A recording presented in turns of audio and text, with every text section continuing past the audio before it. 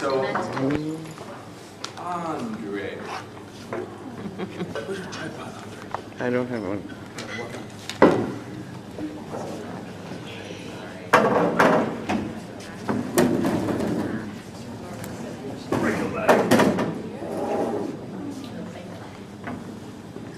Okay, this is an excerpt from a psychological thriller called Trancendence, written by Andre Degatch, right here from camera. And Matt Higgins here will play Monster. Oh, we want to show the perfection. This is Andre's vision of the monster, so try to picture. It looks like near identical. All right, and this is Troy Schramer playing Marcus, 15 years old. 15 years old. Use your imagination, and I'm stage directions. Okay.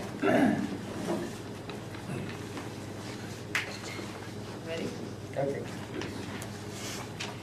Marcus walks his way through the crowds of giant, hairless, and pale-skinned mutants to reach the monster who is sitting quietly on the floor. Mentor? Yes, Marcus. How's the shoulder? Actually, almost better, thank you.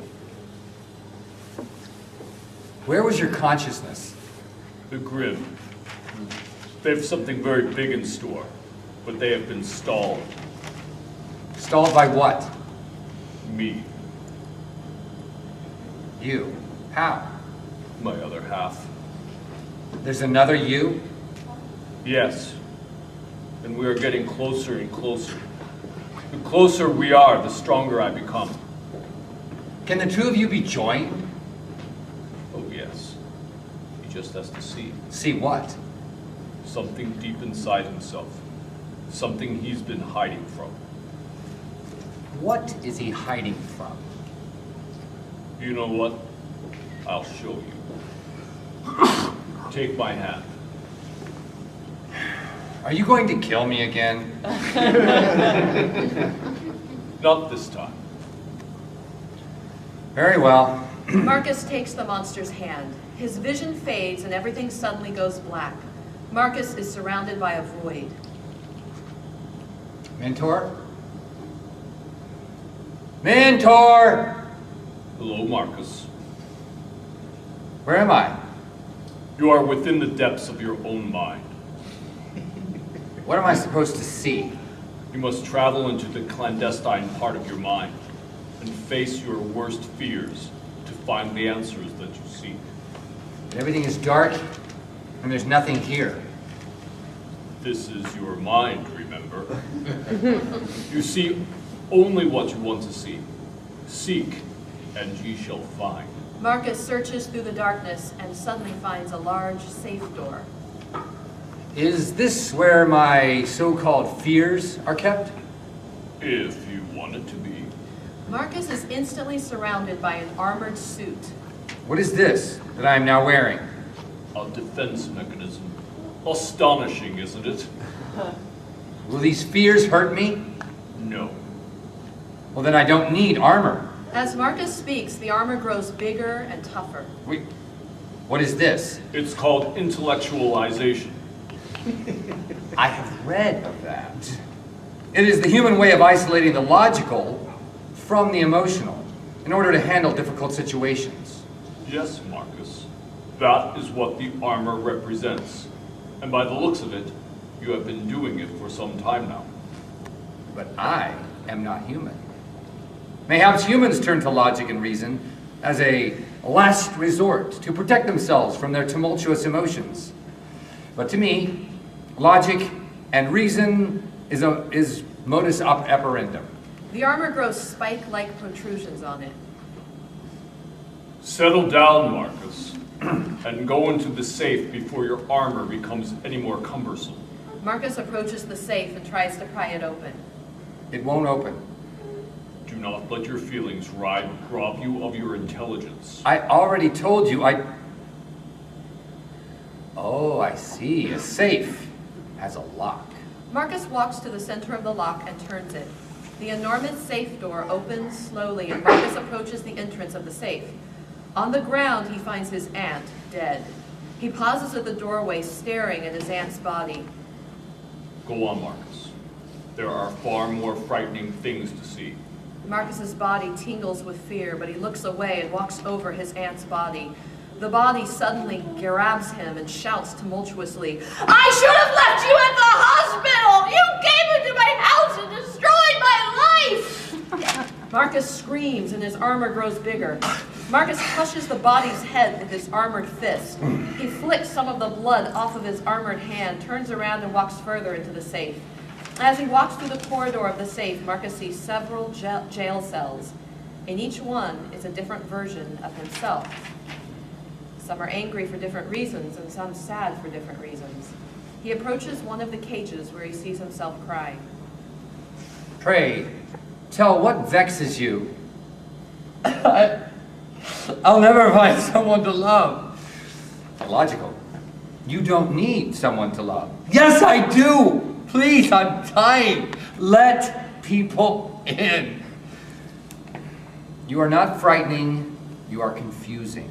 Marcus's armor becomes more dense. The depressed apparition of Marcus says, Do you ever wonder why you feel like you don't belong here? Do you ever wonder why you're alive? Yes. It's because you don't let anyone in. You're all alone in here and you're dying on the inside. That is ridiculous and illogical. I have friends. But how many do you love? I do not love. Yes, yes, yes you do. Or you did, and you just can't admit it.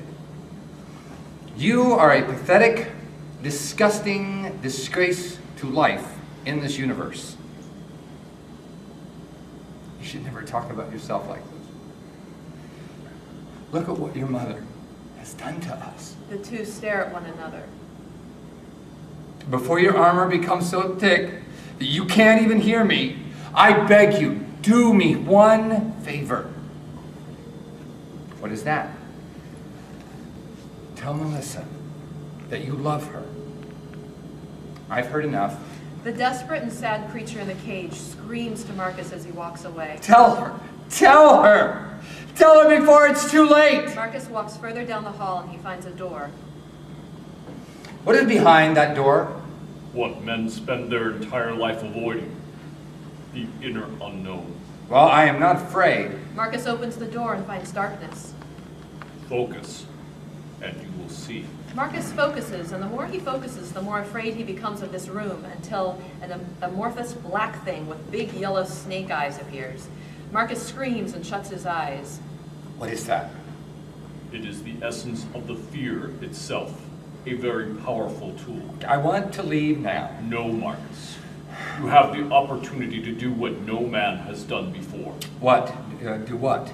You can learn to make your fear work for you. Remember everything that you learned so far and find a state of mind that is unlike a wall or a fog. When you have found a state of mind where you are uncomfortable but ready, enter the room. Encouraged by the monster's words, Marcus sticks his arm into the darkness. The darkness begins to pull him in. Marcus screams. What is happening? You're not quite ready. All right, wait, what do I do? Find the state of mind, uncomfortable but ready. Marcus's armor grows heavier and he pulls away from the darkness. His armor is so large that Marcus falls to the floor. Did I do it? No. You used your armor to spring you loose. Why is that a problem? Because the armor gets its power from ignorance, and you want to learn. Well, then how do I do it? Uncomfortable states store energy. You must be somewhat uncomfortable to make the changes necessary, and you must have the focus to do so. Try it again. Marcus waits at the doorway, staring into the eyes of the darkness. I am uncomfortable enough, but not focused. Take some time, but whatever you do, do not think too much. That will prevent you from making that dark and scary thing work for you. Why? It just does. Now focus. Marcus continues to stand in front of the doorway with fear itself staring him in the face. I suppose I'll try again, Are you ready? as much as I ever will be. Marcus walks cautiously toward the strange eyes, straight into the darkness. He enters the room and the door closes behind him. Marcus says to the large set of eyes, What is it that men cower from? The eyes glare at Marcus and a loud roar is emitted from the room. Marcus, quivering in his armor, says, I am not afraid. At that moment, the fear in him increases. Marcus's skin tingles and his eyes water. He begins to feel as if he were falling and falls to the floor of the room. Why do I have such fear? This is so illogical. How am I to make this work for me? Marcus sits in the room alone in fear, trying to concentrate. Why am I afraid for Melissa? She's safe. Damn this illogical human body. I should not have a fear of such trivial things. Marcus's armor grows bigger and he is ejected from the room. It looks like you did well, Marcus, Oh, does it? for a time. Well, I still can't stop shaking. The monster appears before him. That shows that we should come here more often to learn. I think I've learned enough. This is human madness. I would like to leave now. You must train this human madness to become manageable, or else that armor of yours will become so cumbersome that you will not be able to move. This armor only exists in my mind. I speak metaphorically. Yeah, you still think that I intellectualize as a defense mechanism. I know you do, and I now know why. Excuse me? You try to protect yourself from the fact that your father was taken from you in violence, and that your mother loves her drugs more than you. How old were you when he died? I was 6. Marcus's armor grows again. Your mind seems to recognize that you are vulnerable. If you don't recognize your pain, you will never heal, and your weakness will eventually be exploited. I don't suppose you have proof of that. I've seen it happen before. When?